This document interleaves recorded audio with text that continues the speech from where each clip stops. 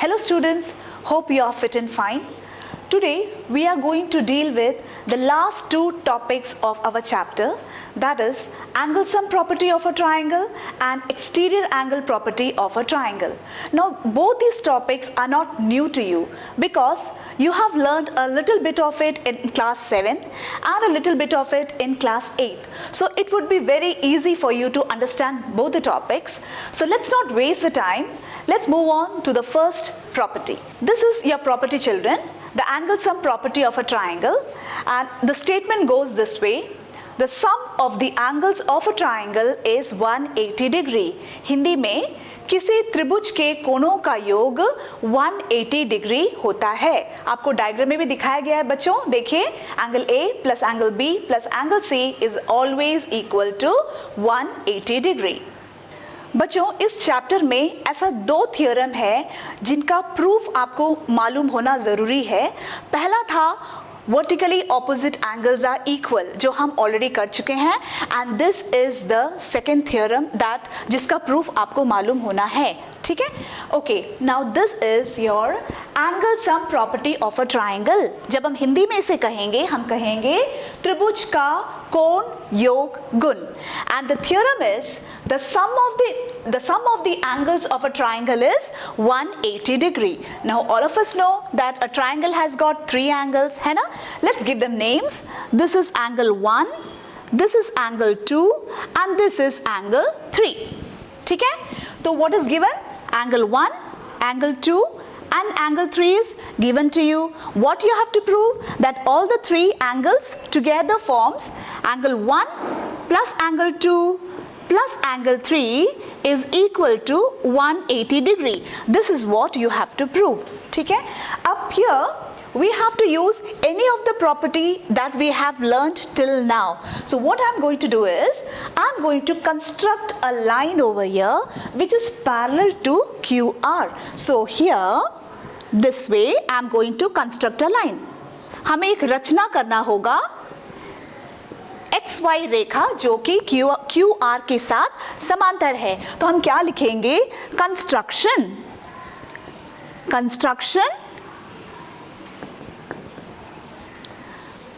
draw a line XPY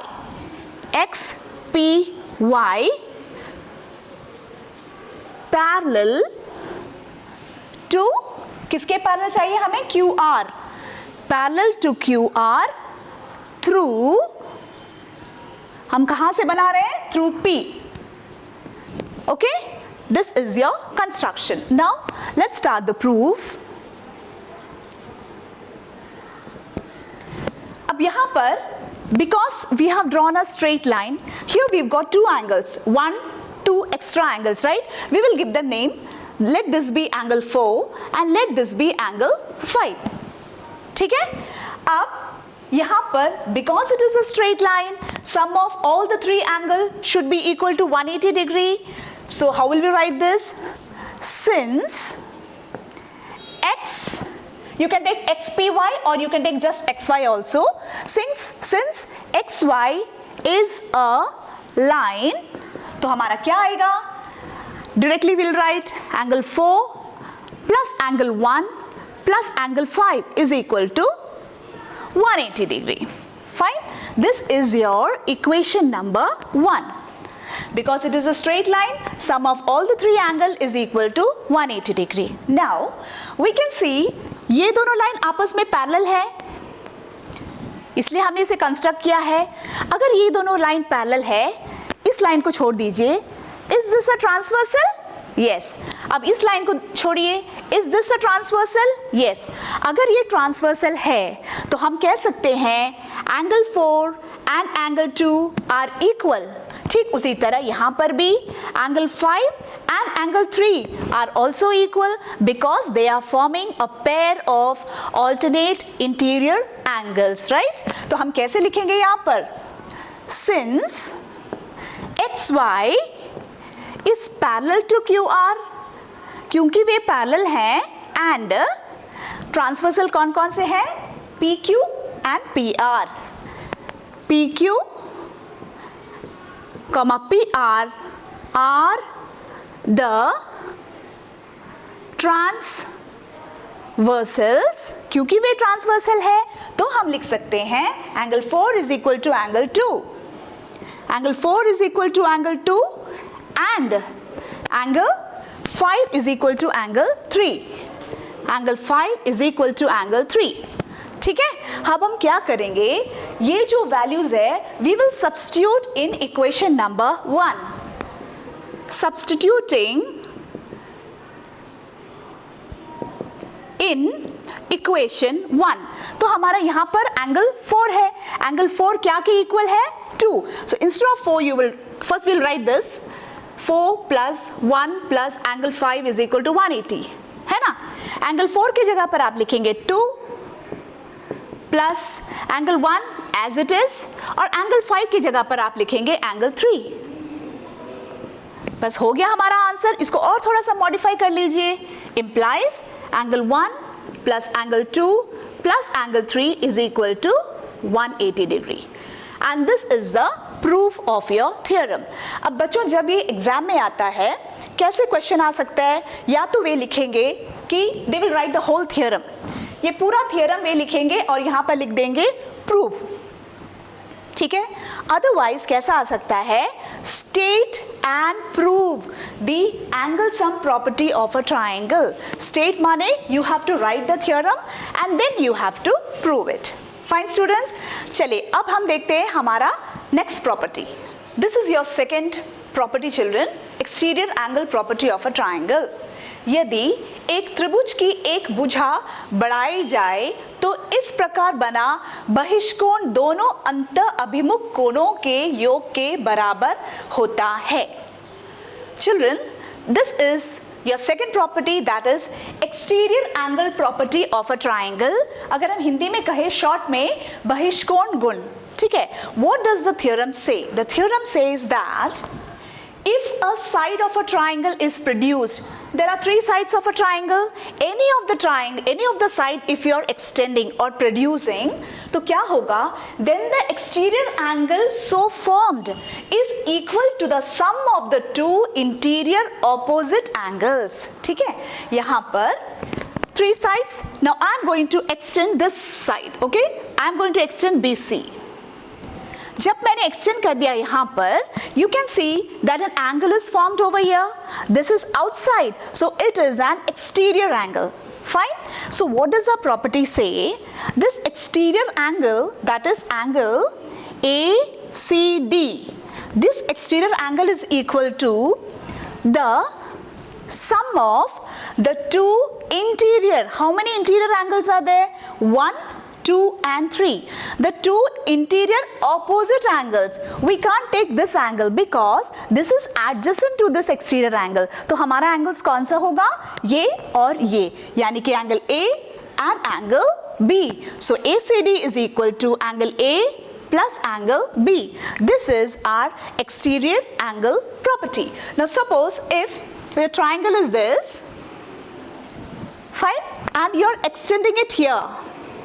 I'm extending this side, so your exterior angle is forming over here, right?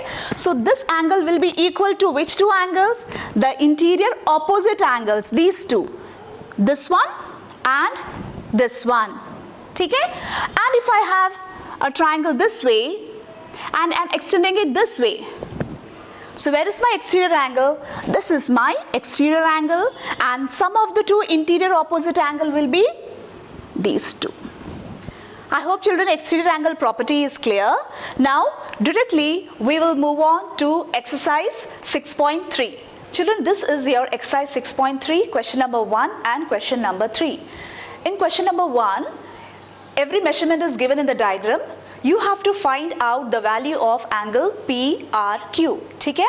And in question number 3, children, there also all the measurements are given to you. You have to find the value of angle DCE. Now come to the board, children. Here I have drawn the figure for you. The measurements are given here and you have to find angle PRQ. That means PRQ, it is this angle, right? You can see that 110 is an exterior angle and 135 is also an exterior angle. ठीक है?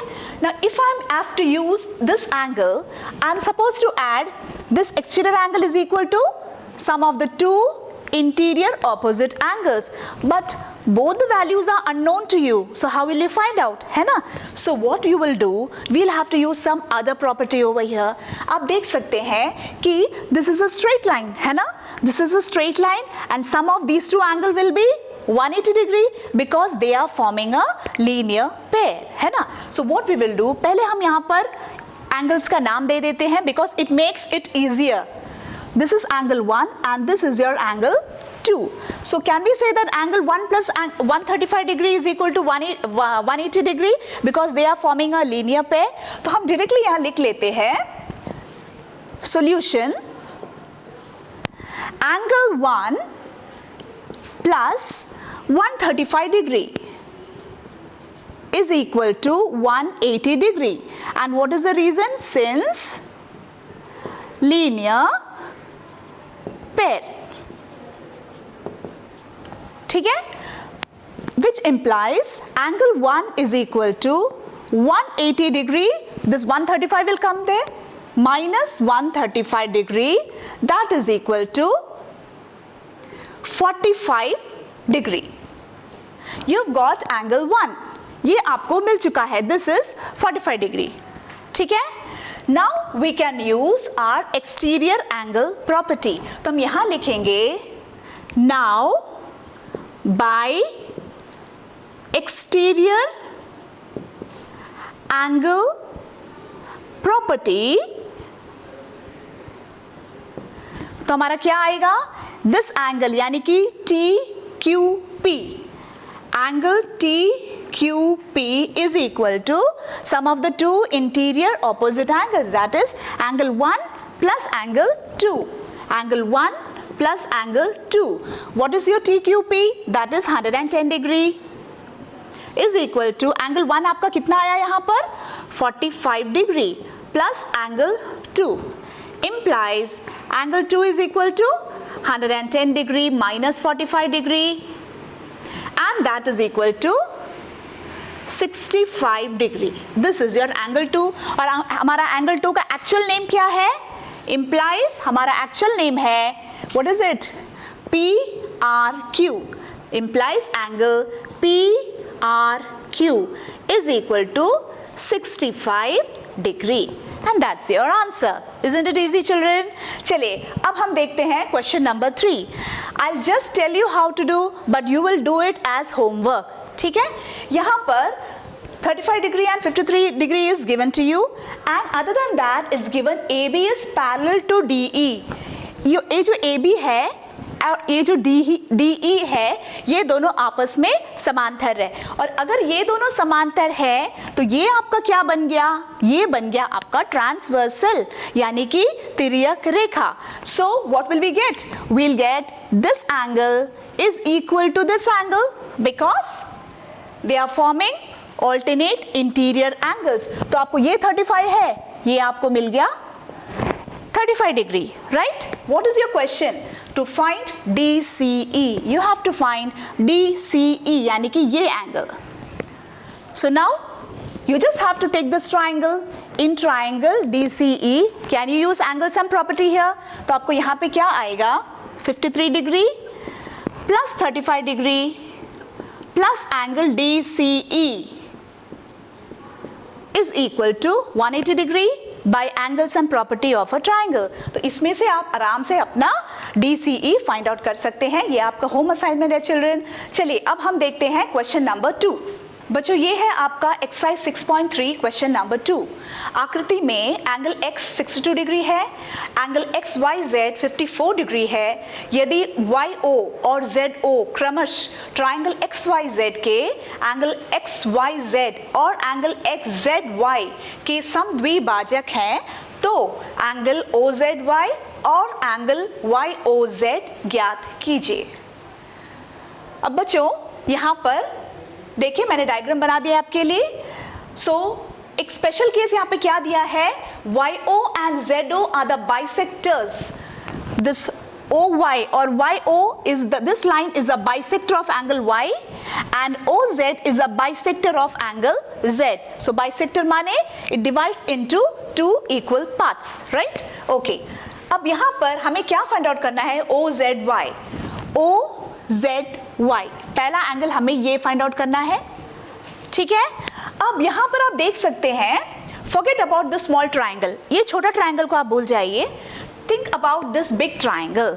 इस big triangle में angle X is 62 degree, angle Y is 54 degree and angle Z आप find out कर सकते हैं with the help of angle sum property. ठीक है? सबसे पहले हम angle sum property यहाँ use करेंगे.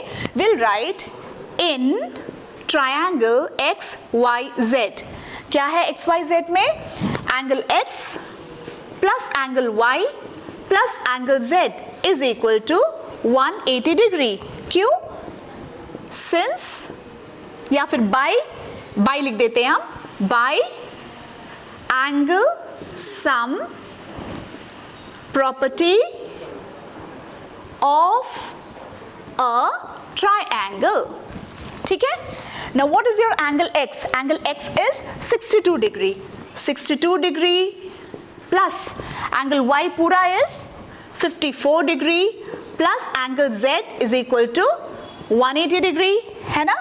62 plus 59 616 is equal to 180 degree, which implies angle Z is equal to 116 will come here, 180 minus 116 you will get angle Z is equal to 64 degree. ठीक है? आपको पूरा एंगल Z आया 64 degree, लेकिन हमें सिर्फ उसका आधा चाहिए. ठीक है? तो हम जानते हैं कि ये इसका बाइसेक्टर है, तो हम लिखेंगे since OZ is the bisector of angle Z. क्योंकि ये बाइसेक्टर है, ये दोनों आपस में इक्वल होगा, है ना? This angle and this angle both are equal. तो ये पार्ट जो है आपका पूरा एंगल का आधा होगा और ये एंगल भी आपका पूरा एंगल का आधा होगा. तो हम लिखेंगे therefore angle OZY, this angle OZY is equal to half of, किसका आधा है? ये पूरा एंगल का आधा है, half of angle Z. That is equal to half into, what is your Z value? Your Z value is 64. That is this, 2 ones are 2, 2 threes are, and you are getting 32 degree. That is OZY. You got your first one. This is equal to 32 degree, right? यानी this is 32 degree. ठीक है? अब हमें क्या find out करना है? You have to find YOZ. This angle you have to find. तो easy. You have to take now this triangle. इस triangle में आपको angle sum property use करना है. तो we'll do in triangle YOZ. Triangle YOZ में आपका क्या आएगा? एंगल, ये पहले ये एंगल लेंगे, angle OYZ, angle OYZ plus YOZ यानी this angle YOZ plus angle this angle यानी कि OZY is equal to 180 degree, है ना? Sum of the three angle is equal to 180 degree. OYZ, हमारा OYZ यानी कि ये एंगल कितना होगा? ये पूरा एंगल का आधा, यानी कि 54 का आधा आपको कितना होगा?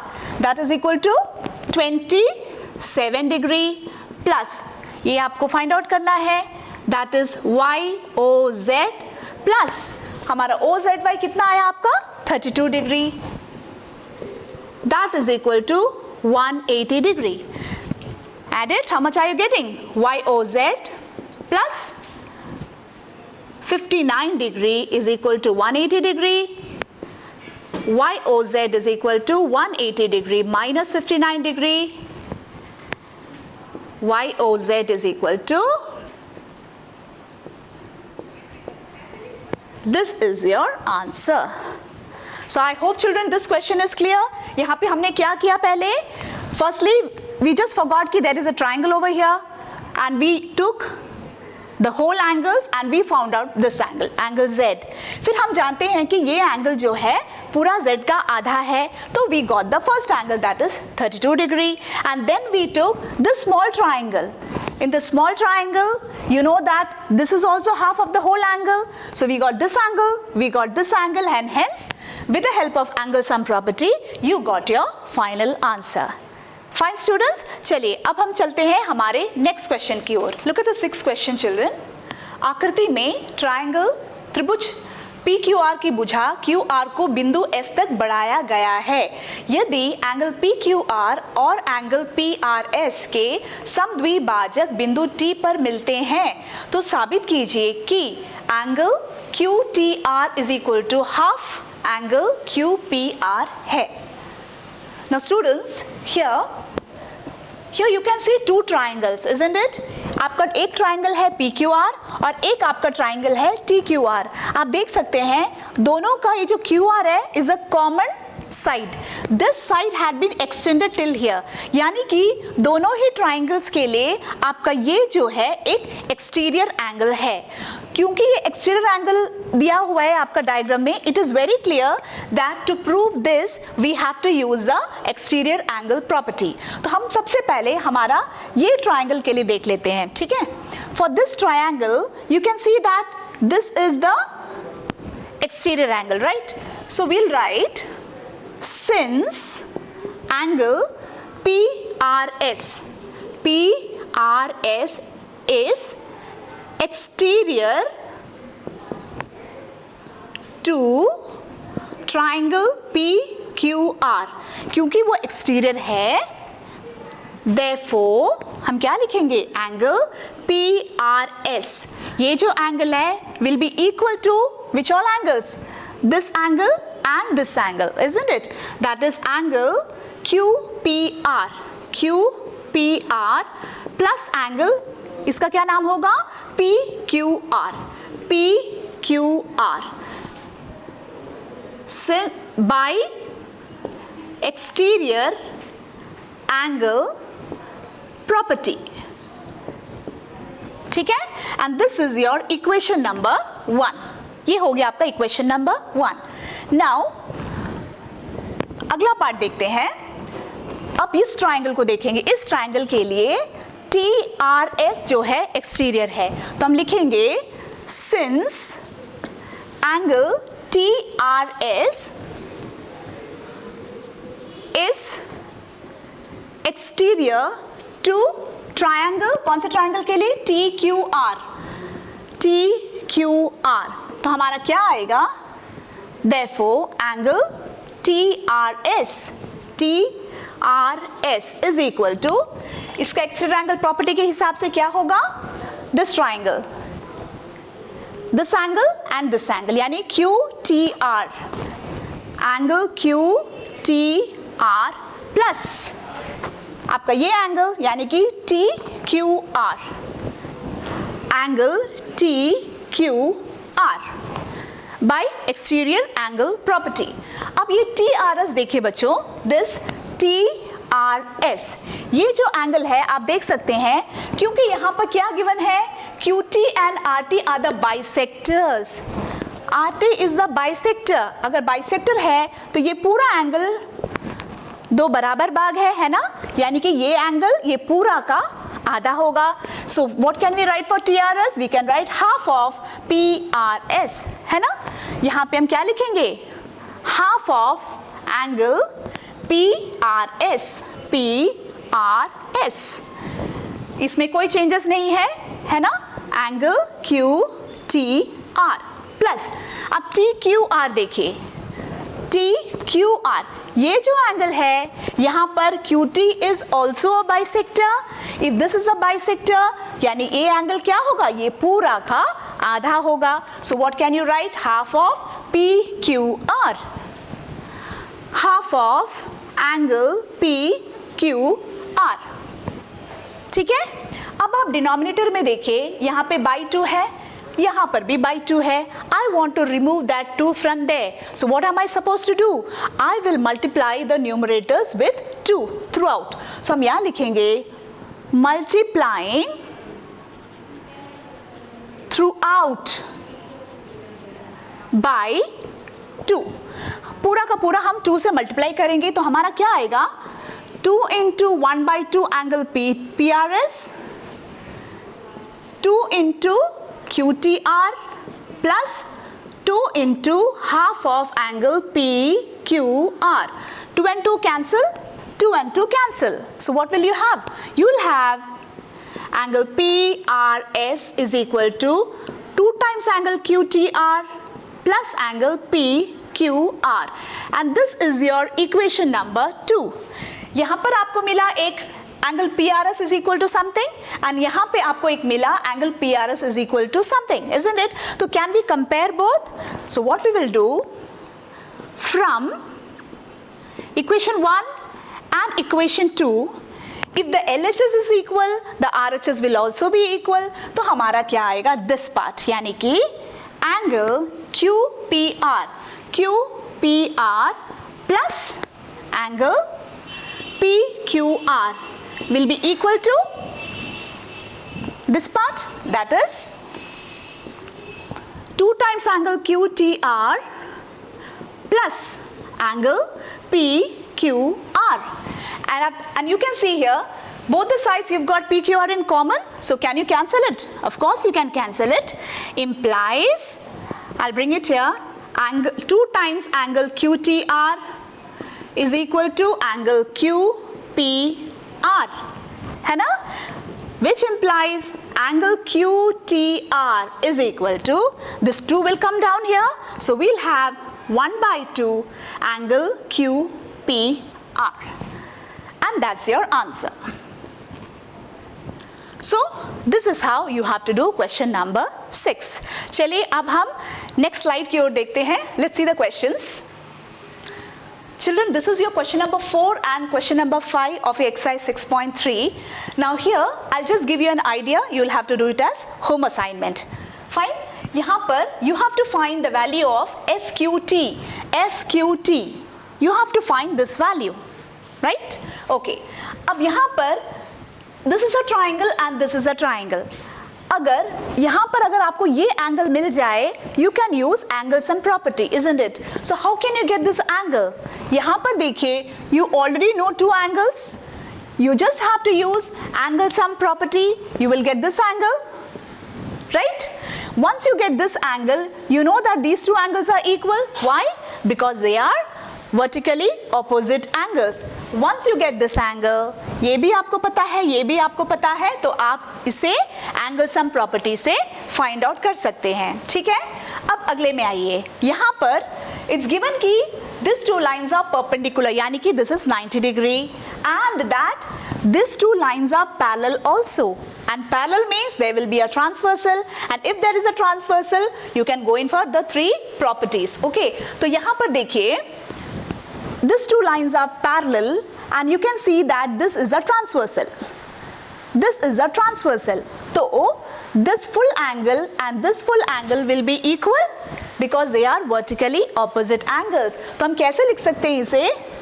65 degree is equal to this full, यानी x plus 28. तो इससे आपको क्या वैल्यू मिलेगा? You will get the value of x. आपको x मिल चुका है ना? अब आप देखिए, you have to find y. You take this triangle PSQ. ये triangle देखिए, यहाँ पर आपको x का वैल्यू मालूम हो चुका है. You know that this is 90 degree, and then you can find y with the help of angle sum property of a triangle. ठीक है? So you've got 3 sums for assignment, children. Question number 3, question number 4, and question number 5, which are very easy, children. And other than that, if you get any questions, this type of questions outside from the refresh lectures or from anywhere which deals with triangles or which deals with parallel lines, try to do those sums with the help of all the properties that you have learned in this chapter. Like you can use a linear pair, you can use vertically opposite angles, and then if parallel lines are given, and then you can use corresponding angles, alternate interior angles, and co-interior angles. Other than that, you can use angle sum property of the triangle, exterior angle property of the triangle. तो इन सभी properties का use करते हुए आप उन sums को करने की कोशिश कीजिए बच्चों. And with this children, I have completed your chapter lines and angles. In the next class, we will come fresh with a new chapter. Till then, enjoy your holidays.